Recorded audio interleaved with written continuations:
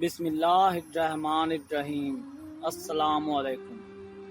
حضرت آدم علیہ السلام سب سے پہلے انسان ہیں جن کو اللہ تعالیٰ نے دنیا میں بھیجا، اور سب سے پہلے نبی آپ ہی ہیں۔ آپ ہی کی اولاد ساری دنیا میں پھیلی۔ آپ کا ذکر قرآن پاک میں 19 بار آیا ہے۔ جب اللہ تعالیٰ نے دنیا کو آباد کرنے کا ارادہ کیا تو اس نے فرشتوں سے کہا، میں دنیا میں اپنا ایک نائب خلیفہ بنانا چاہتا ہوں۔ فرشتوں نے کہا، اے اللہ، تو دنیا میں ایسے شخص کو نائب بنانا چاہتا ہے جو خرابیاں کرے اور خون کرتا پھرے۔ ہم تیری تعریف کرنے کے ساتھ تیری تسبیح اور پاکی بیان کرتے رہتے ہیں۔ اللہ تعالیٰ نے فرمایا، میں وہ باتیں جانتا ہوں جو تم نہیں جانتے۔ اللہ تعالیٰ نے حضرت آدم علیہ السلام کو سب چیزوں کے نام سکھا دیے، پھر ان کو فرشتوں کے سامنے کیا اور فرمایا، اگر تم سچے ہو تو مجھے ان کے نام بتاؤ۔ انہوں نے کہا کہ تو پاک ہے، جتنا علم تو نے ہم کو بخشا اس کے سوا ہم کچھ نہیں جانتے۔ پھر اللہ تعالیٰ نے فرشتوں کو حکم دیا کہ تم آدم کو سجدہ کرو، تو وہ سب سجدے میں گر پڑے مگر شیطان نے سجدہ نہ کیا۔ اس کا ذکر قرآن میں بھی آیا ہے۔ اللہ تعالیٰ نے حضرت آدم علیہ السلام سے کہا کہ تم اور تمہاری بیوی جنت میں رہو اور جہاں سے چاہو کھاؤ پیو، مگر ایک خاص درخت کے متعلق حضرت آدم علیہ السلام کو منع کر دیا کہ اس کے قریب بھی نہ جانا، ورنہ تم بھی ظالموں میں سے ہو جاؤ گے۔ اس طرح اللہ تعالیٰ نے حضرت آدم علیہ السلام کا امتحان لیا کہ یہ دیکھیں کہ ہمارا کہنا مانتے ہیں یا بھول جاتے ہیں اور شیطان کے بہکاوے میں آ جاتے ہیں۔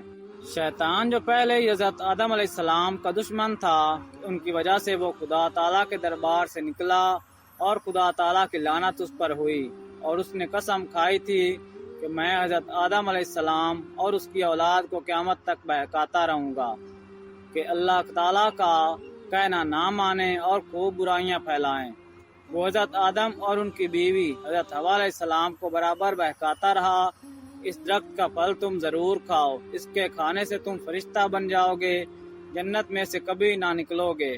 آخر ایک دن حضرت آدم علیہ السلام اور ان کی بیوی حضرت حوا بھول سے شیطان کے بہکاوے میں آ گئے اور درخت کا پھل کھا لیا۔ پھل کھاتے ہی دونوں ننگے ہو گئے اور جنت کا لباس ان کے بدن سے غائب ہو گیا، اور وہ جنت کے پتوں سے اپنے بدن کو چھپانے لگے۔ اللہ تعالیٰ نے حضرت آدم علیہ السلام سے کہا کہ ہم نے کہہ دیا تھا اس درخت کے پاس بھی نہ جانا اور شیطان کے کہنے میں نہ آنا، وہ تمہارا دشمن ہے، تم اس کے کہنے میں آ گئے، اب تم اور حوا جنت سے چلے جاؤ اور دنیا میں جا کر رہو۔ حضرت آدم علیہ السلام کو جنت سے نکلنے اور شیطان کے بہکاوے میں آنے کا بہت رنج ہوا، اور بہت عرصہ تک اللہ تعالیٰ سے معافی مانگتے رہے اور روتے رہے کہ اللہ تعالیٰ مجھے معاف کر دے۔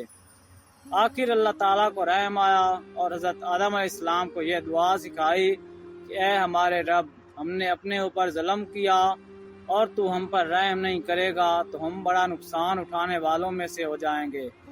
حضرت آدم علیہ السلام نے یہ دعا بہت گڑ گڑا کر مانگی، اور اللہ تعالیٰ تو رحم کرنے والا ہے۔ جب کوئی بندہ گناہ کر لیتا ہے اور سچے دل سے توبہ کر لیتا ہے کہ اے اللہ، یہ گناہ تو مجھ سے غلطی سے ہو گیا، آئندہ ایسا نہ کروں گا، تو وہ معاف کر دیتے ہیں۔ چنانچہ حضرت آدم علیہ السلام کو بھی اللہ تعالیٰ نے معاف کر دیا، اور پھر کہا کہ تم اور تمہاری اولاد دنیا میں رہو، اور یہ بات یاد رکھو کہ جب میری طرف سے کوئی نبی میری ہدایت لے کر تمہارے پاس آئے تو تم اس کا کہنا ماننا، جو میرے بھیجے ہوئے نبیوں کا کہنا مانے گا اس کو پھر نہ کوئی خوف ہوگا اور نہ غم ہوگا، اور جو لوگ میرے نبیوں کی بات کو نہیں مانیں گے اور ہماری آیتوں کو جھٹلائیں گے وہ دوزخ میں جائیں گے اور ہمیشہ اسی میں رہیں گے۔ اس کے بعد حضرت آدم علیہ السلام اور اماں حوا دنیا میں رہنے سہنے لگے، خوب جی لگا کر اللہ کی عبادت کرتے۔ ان کی بہت اولاد ہوئی اور دنیا میں سب جگہ آباد ہوتی رہی۔ حضرت آدم علیہ السلام اپنی اولاد کو یہی بات بتاتے رہے کہ تم کبھی شیطان کے بہکاوے میں نہ آنا، وہ ہمارا دشمن ہے اور ہم کو بری باتیں کرنے کے لیے بہکاتا رہتا ہے۔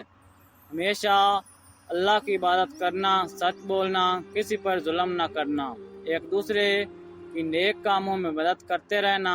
آخر کار حضرت آدم علیہ السلام 900 سال زندہ رہ کر وفات پا گئے۔